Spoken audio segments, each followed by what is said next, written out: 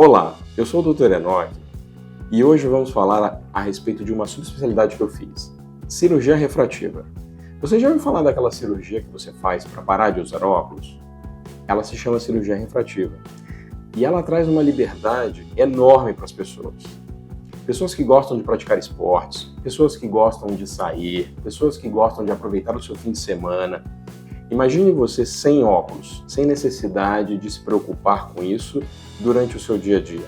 Imagine jogando futebol, imagine você numa balada, sem ter que se preocupar em estar com lente de contato no olho ou com os óculos. Você já pensou a respeito da cirurgia refrativa? Ela é uma ótima opção para pessoas que querem praticar esportes, ter sua vida de lazer, seu fim de semana, happy hour, sem ter que se preocupar em levar nada consigo. Eu estou à disposição para tirar todas as suas dúvidas e te orientar no que for necessário para que você tenha a melhor qualidade visual. Até breve!